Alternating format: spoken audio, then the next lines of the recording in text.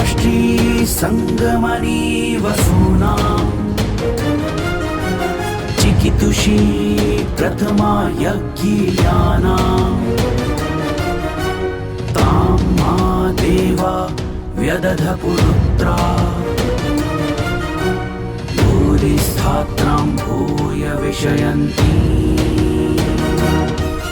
भारत विक्रम, भारतवर्ष की अक्षय कीर्ति गाथा।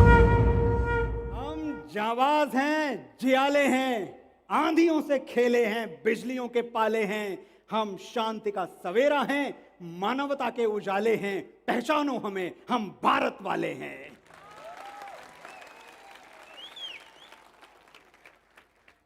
कौन है हम? भारत वाले। मुझे आपकी आवाज सुननी है, दोबारा पूछ रहा हूं, कौन है हम? ये हुई ना आवाज? जय जय श्री राम, जय बाबा महाकाल।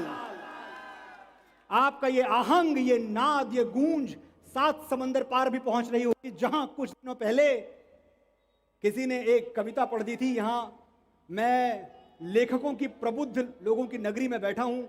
किसी ने एक कविता पढ़ दी अमेरिका जाके, आई कम फ्रॉम एन इंडिया। बड़ी शर्मनाक कविता, बड़ी शर्मनाक और झूठी तस्वीर खींच दी भारतवर्ष की दुनिया के सामने। आज फिर मेरे पास मौका है, मेरे भाई बहन, मेरे साथी, मेरे बुजुर्ग यहां मौजूद हैं। मैं बताना चाहता हूं कि हम किस भारत से आते हैं। मैं, और जितनी बार मैं कहूंगा मेरा मतलब है मैं और आप, मैं उस भारत से आता हूं जिसके होठों पे गंगा और हाथों में तिरंगा है। मैं उस भारत से आता हूं जिसके होठों पे गंगा और हाथों में तिरंगा है। मैं उस भारत से आता हूं जो कभी सत्यम शिवम सुंदरम, कभी वंदे मातरम और कभी पंजाब सिंध गुजरात मराठा द्राविड़ उत्कल बंगा है। मैं उस भारत से आता हूं जो ठुकराए हुए लोगों की शरणस्थली बन जाता है और 7 समंदर पार परदेशियों को भी सिस्टर्स एंड ब्रदर्स कह के बुलाता है। मैं उस भारत से आता हूं जिसने दुनिया को हितोपदेश दिया, कर्म योग सिखाया, लेकिन खुद कभी अपना पराया नहीं सीख पाया। मेरा भारत वसुधैव कुटुंबकम के सिद्धांत पे जिया। मेरा भारत वो नीलकंठ है जिसने खुद विष पी के दुनिया को अमृत दान किया।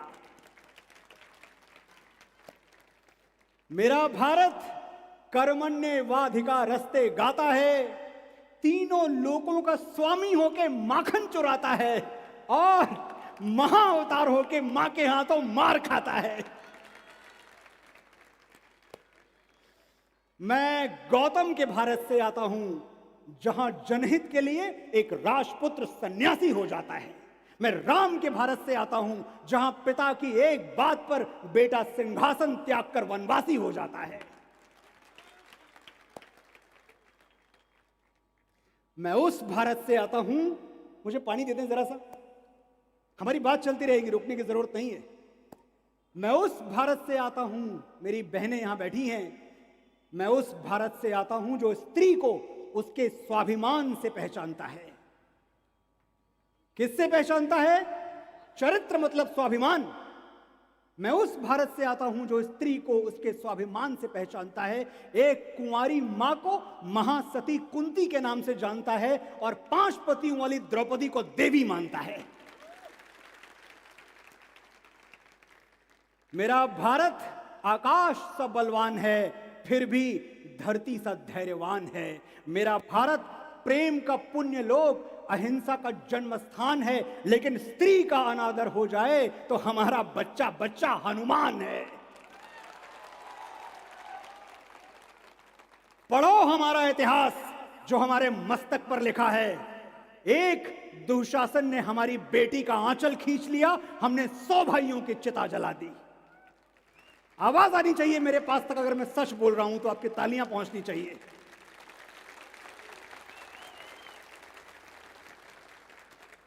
पढ़ो हमारा इतिहास जो हमारे मस्तक पे लिखा है। एक दुशासन ने हमारी बेटी का आंचल खींच लिया, हमने 100 भाइयों की चिता जला दी। एक रावण ने हमारी मां का हरण कर लिया, हमने पूरे राक्षस कुल की लंका लगा दी। मैं उस भारत से आता हूं न कभी रुका न झुका न डरा है। मेरा भारत वीरता की वसुंधरा है। आज अपना परिचय इसलिए दिया क्योंकि प्रणाम करके परिचय देना हम भारतवासियों की परंपरा है।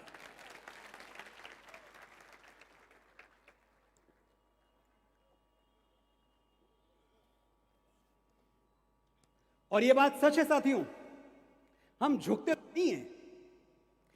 हमें कोई बड़ा मिल जाए, कोई बुजुर्ग मिल जाए, कोई सीनियर मिल जाए, अध्यापक मिल जाए, गुरु मिल जाए, हम साष्टांग की मुद्रा में लेट जाते हैं। लेकिन अगर कोई आतताई, कोई अत्याचारी अपनी तलवारों के जोर पे हमें झुकाना चाहे तो उसकी आंखों में आंखें डाल के कह देते हैं कि तेरी हैवानियत की है तो बस औकात इतनी है, बहाकर बेगुनाहों का लहू इतराना आता है।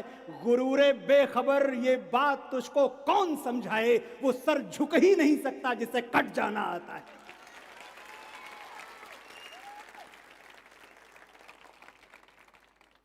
साथियों, हमारे यशस्वी पूर्व प्रधानमंत्री, भारत रत्न, कवि कुल के शिरोमणि श्री अटल बिहारी वाजपेयी, मुझे एक किस्सा याद आता है। हम बात झुकने की कर रहे हैं। इमरजेंसी के दौरान अटल जी को और आडवाणी जी को बेंगलुरु की एक जेल में बंद कर दिया गया था। वहां कुछ दिनों बाद अटल जी की तबीयत थोड़ी खराब हुई तो उनको एम्स दिल्ली भेज दिया गया स्वास्थ्य लाभ के लिए। एक दिन अटल जी की कमर में बहुत भीषण दर्द उठना शुरू हुआ। डॉक्टर बुलाए गए, डॉक्टर आए, उन्होंने देखा, बोला अटल जी कोई खास बात नहीं है, मोच आ गई है, लगता है आप झुक गए होंगे। अटल जी भीषण दर्द से करा रहे थे पर कराते हुए बोले, डॉक्टर साहब ये कहिए मुड़ गए होंगे, झुकना तो हमको आता ही नहीं है।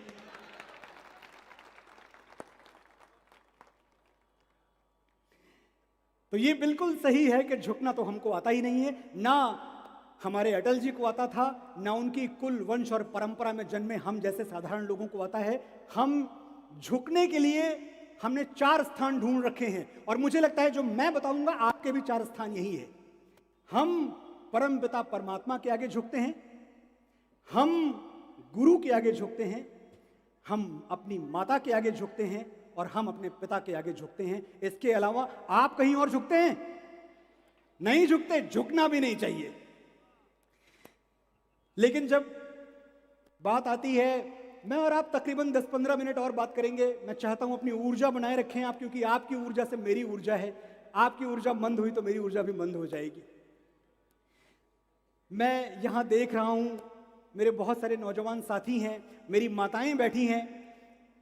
मुझे एक बात का हमेशा दुख होता है, अपने लिए भी है, अपनों के लिए भी है, अपने साथियों के लिए भी है, कि हम माँ की इज्जत तो बहुत करते हैं, बहुत श्रद्धा से उसको देखते हैं, उसको देवी बना के चलते हैं, सब कुछ करते हैं। लेकिन एक चीज जो हमारी माँ को सबसे ज्यादा चाहिए, मेरी माँ को, आपकी माँ को, वो उसे कभी नहीं दे पाते, और वो है समय। कितनी देर बैठते हैं अपनी माँ के साथ आप रोज दिन में? मैं जानना चाहता हूं और मैं चाहता हूं उस पर कोई ताली ना बजे। ये आत्म मंथन का प्रश्न है। अगर मैं ये जोत आपके दिल में जला के चला गया तो मैं समझूंगा मेरा जन्म सफल है, मेरा यहां आना धन्य हुआ। हम नहीं बैठते अपनी मां के पास क्योंकि हम बहुत बिजी हैं, बहुत काम है हमारे पास, बहुत सारा हमने व्यापार फैला रखा है, हमने काम धंधा फैला रखा है, लिखना है, पढ़ना है, बहुत मसरूफ हो तुम, जानता हूं। घर, दफ्तर, कारोबार और सबसे फुर्सत मिली तो दोस्त यार। जिंदगी पहियों पर भागती है, ठहर के ये सोचने का वक्त कहां है कि मां आज भी तुम्हारे इंतजार में जागती है। सुनो, आज 2 घड़ी बैठो उसके साथ, छेड़ो कोई पुराना किस्सा, पूछो कैसे हुई थी बाबूजी से पहली मुलाकात, दोहराओ उसके गुजरे जमाने, बजाओ मोहम्मद रफी के गाने। जो करना है आज करो, कल सूरज सर पे पिघलेगा तो याद करोगे कि मां से घना कोई दरख्त नहीं था। इस पछतावे के साथ कैसे जियोगे कि वो तुमसे बात करना चाहती थी और तुम्हारे पास वक्त नहीं था।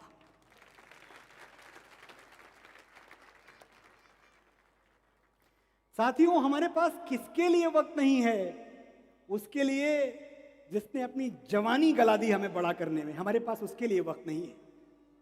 हम बुरे लोग नहीं हैं, हम भटके हुए लोग नहीं हैं, बस चाहिए कि हमें कोई ये बात याद दिलाए कि माँ की अहमियत क्या है घर में। और जब मैं कहता हूं कि माँ से ज्यादा प्यार दुनिया में कोई कर नहीं सकता, तो मैं ये भावनाओं के आधार पे नहीं कह रहा, ये मैं जज्बात के आधार पे नहीं कह रहा, ये मैं किसी किताब में पढ़ के नहीं बोल रहा, मैं डेटा और नंबर्स पे बात कर रहा हूं। हिसाब लगा के देख लो, नंबर्स की बात करते हैं, हिसाब लगा के देख लो, दुनिया के हर रिश्ते में कुछ अधूरा आधा निकलेगा। एक माँ का प्यार है जो दूसरों से 9 महीने ज्यादा निकलेगा।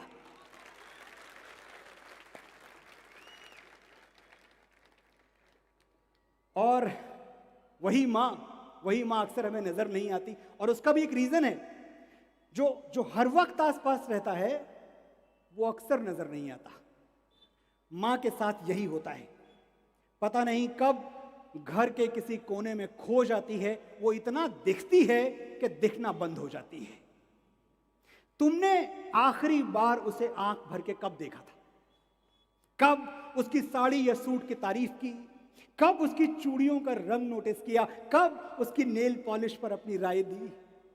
आखिरी बार कब कहा था, मां जच रही हो, बहुत सुंदर लग रही हो? तुम क्या सोचते हो, उसे सिर्फ तुम्हारा कमरा सजाना और तुम्हारा स्वेटर बुनना अच्छा लगता है? मां भी कभी लड़की थी दोस्त, और दुनिया की हर लड़की की तरह उसे भी तारीफ सुनना अच्छा लगता है।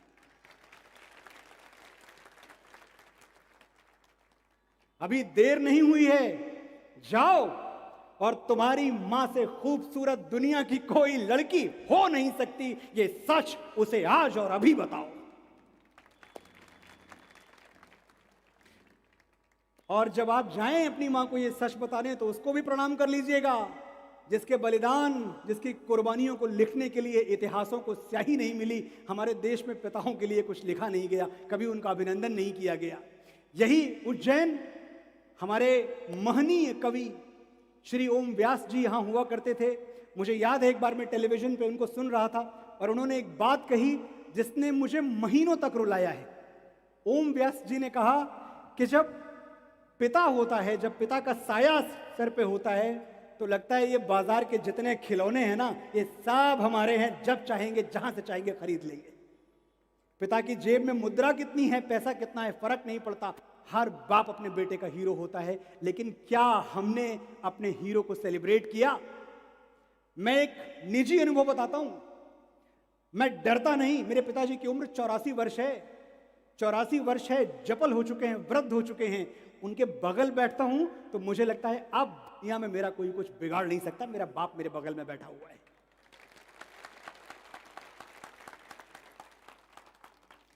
मैं डरता नहीं, किसी मुश्किल, किसी आफत, किसी परेशानी से नहीं डरता। मैं जानता हूं अगर मेरा वक्त बिगड़ जाएगा, अगर मेरे पैरों में दुख का कांटा गड़ जाएगा, तो कोई है जो मेरे लिए भगवान से भी लड़ जाएगा। जय महाकाल। जब तक वो झुर्रियों भरे हाथ मेरे सर पे हैं, मेरा गुरूर जिंदा है, मेरा रुआब जिंदा है। कयामत भी आ जाए तो मेरा क्या बिगाड़ेगी, अभी मेरा बाप जिंदा है।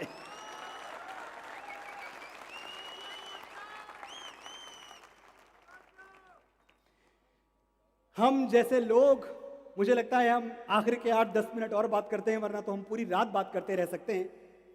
हम जैसे लोग, एक बहुत इंपॉर्टेंट बात मुझे करनी है आपसे। मैं बार बार माननीय उच्च शिक्षा मंत्री जी को इस बात के लिए बधाई देता हूं कि पूरे भारतवर्ष में नई शिक्षा नीति लागू करने वाला मध्य प्रदेश पहला स्टेट है। यह पहला स्टेट है जिसने महाराज विक्रमादित्य की कथाओं को टेक्स्ट बुक में पढ़ाना आरंभ किया। ये पहला स्टेट है जो इस बात के लिए कटिबद्ध है कि उच्च शिक्षा में, यूनिवर्सिटीज में भगवान श्री राम की कथाएं पढ़ाई जाएंगी, उच्च शिक्षा में हमें भगवत गीता का ज्ञान दिया जाएगा।